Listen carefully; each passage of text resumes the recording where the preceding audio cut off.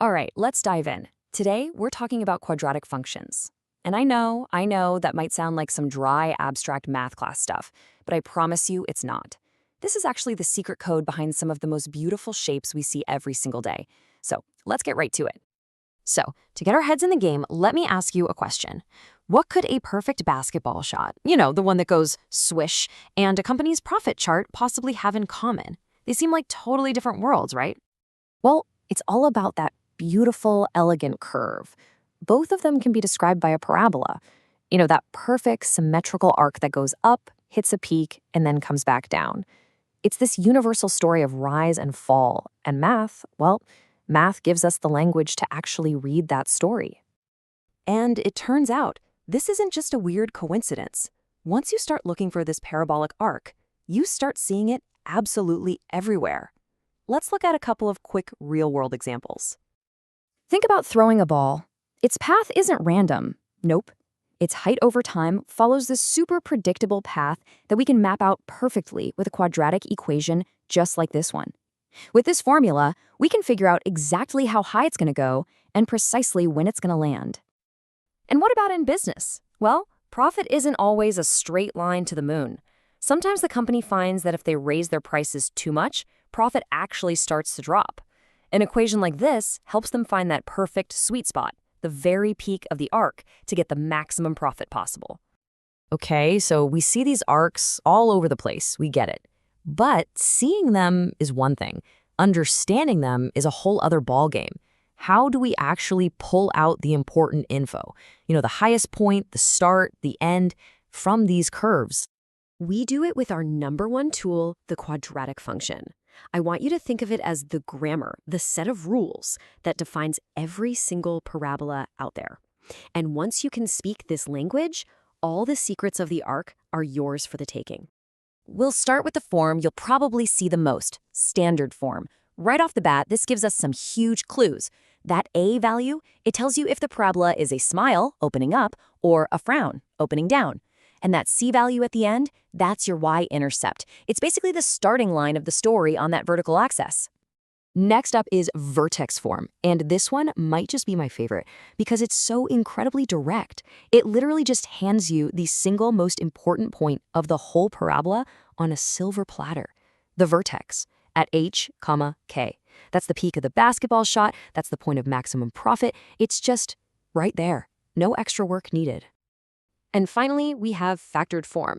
This one is brilliant because it tells you where the story ends, where the parabola hits the ground, so to speak. Those values R1 and R2 are the x-intercepts. For that ball we threw, this form would tell us the exact moment it lands. It just gives you the solutions. So, speaking of solutions, how do we actually find them? How do we calculate those super important x-intercepts, the ones we also call the roots of the equation? Okay, this is where the real problem-solving kicks in. We've basically got two main weapons in our arsenal here. First, there's factoring. It's fast, it's elegant, but it only works for certain friendly-looking equations. And then we've got the big one, the universal key, the quadratic formula. And here it is. I know, this thing might look a little intimidating, but I want you to think of it as the Swiss Army knife for quadratic equations. It can solve any of them. You just take your A, B, and C values from the standard form, you plug them in, you turn the crank, and it spits out the answers every single time. So which one should you choose? Well, it's really a strategic decision. If the equation looks clean and the numbers are pretty simple, give factoring a shot first. It's usually way faster. But if you're stuck for more than a minute or the numbers are just messy, don't even waste your time. Go straight for the guaranteed power of the quadratic formula.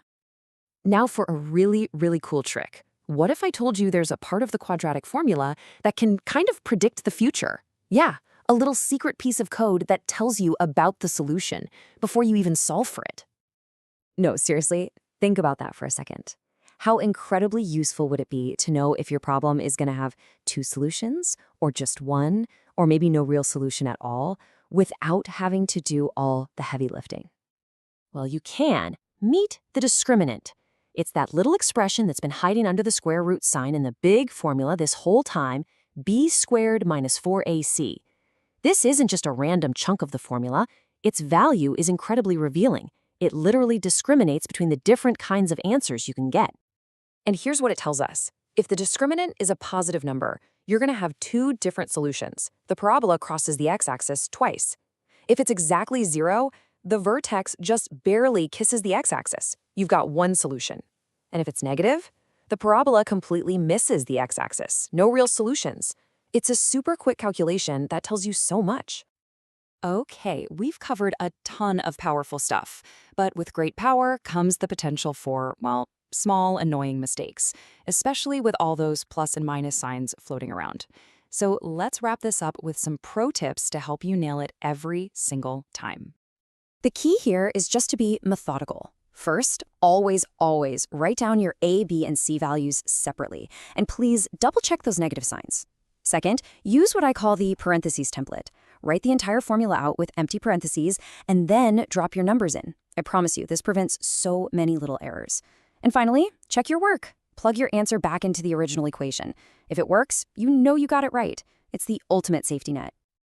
So, from the arc of a water fountain to the curve of a satellite dish, quadratic functions are out there, describing the world all around us.